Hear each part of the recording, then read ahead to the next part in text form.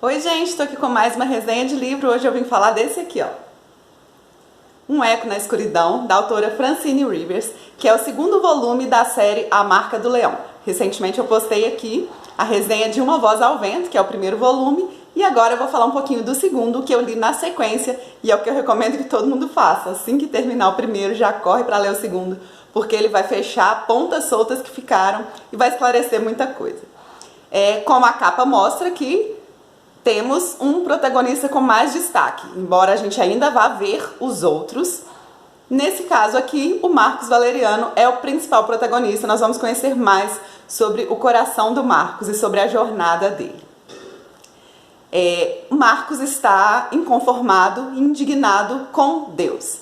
Como um romano, ele está acostumado ali com pessoas que seguem e servem a inúmeros deuses, sempre em busca de algo em troca, né? As pessoas fazem oferendas para os seus deuses, cada um que representa uma área específica, querendo alguma bênção.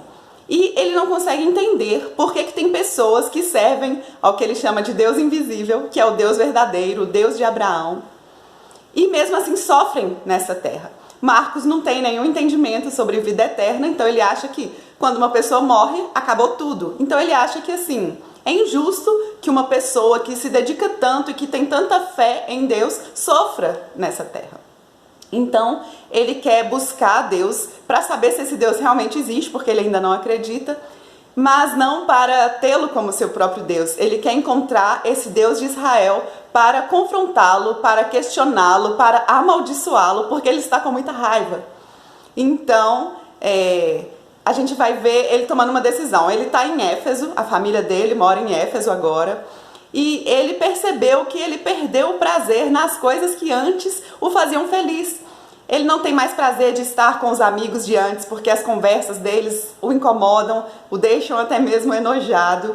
Ele não tem mais prazer em estar nos jogos na arena, em ver as pessoas lutando e morrendo. Ele não tem mais prazer nas bebidas, nas mulheres, enfim, aquilo tudo perdeu a graça para ele. E ele está sem lugar em Éfeso. Então ele toma uma decisão, mesmo sendo contra a vontade da mãe, da família, ele decide partir para a Judéia para conhecer o lugar dos judeus, né, a terra dos judeus, e por que eles são tão devotados a esse Deus. Então ele parte, ele chega em Jerusalém, ele vê ali destruição e ele conhece alguns judeus. Ao longo do caminho, ele vai conhecer pessoas que foram colocadas por Deus no caminho dele e vai ouvir muitas coisas sobre Deus, tanto de judeus quanto de cristãos. E ele que queria tanto confrontar Deus, ele vai se ver o tempo todo confrontado, especialmente por causa de uma coisa. Ele sente muito ódio, ele está com muita raiva e ele é confrontado sobre um assunto muito difícil, que é o perdão. Ele percebe que precisa liberar perdão, ele precisa perdoar para ele encontrar paz, mas isso é algo muito difícil para ele, porque a raiva e o ódio praticamente viraram o seu Deus.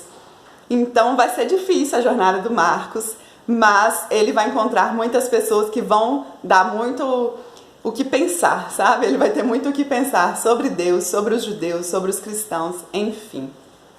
Quando ele decide voltar para Éfeso, ele vai se deparar com uma situação muito complicada na família, tem pessoas doentes, tem pessoas colhendo consequências da vida de pecado, das escolhas erradas que fez, e ele naquele dilema, né, de como ele pode julgar se ele também já viveu daquela forma, mas como ele vai aceitar aquelas coisas que ele vê, né, em pessoas tão próximas, em pessoas tão íntimas. Então, assim, vai ter um conflito muito grande dentro de Marcos com relação à própria família, com relação ao que ele ouviu e conheceu sobre Deus, sobre as convicções antigas que ele tinha. Enfim, a gente vai ver aqui a autora traçando o plano de redenção de pessoas e fazendo a gente entender por que coisas lá atrás aconteceram e como essas coisas estavam no plano de Deus para levar salvação a alguns dos personagens dessa história. Então, assim, é uma ficção cristã, como quem me conhece sabe, que eu gosto muito da escrita da Francine Rivers. Então, assim, ela é maravilhosa em traçar esse plano, sabe? Em fazer com que o sofrimento lá atrás agora tenha frutos, né? Seja uma semente que agora vai frutificar. Então é uma leitura que vale muito a pena. Esse livro conquistou meu coração ainda mais do que o primeiro. Entre os dois eu gostei muito mais do segundo, embora eu tenha amado o primeiro também, mas esse segundo me fez amar muito a Deus, amar muito a Francine Rivers.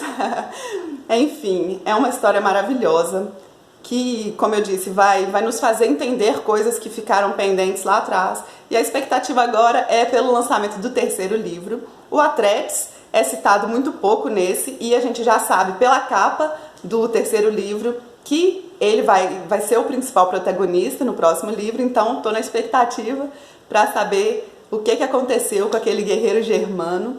Então é isso. Se você já leu também, comenta aqui comigo. Se você também surtou como eu, se você também se apaixonou mais por Deus com essa leitura, me conta aqui. Curte, compartilha com quem você acha que vai gostar de ver essa resenha. E muito obrigada por ter assistido até aqui. Fica com Deus e tchau, tchau.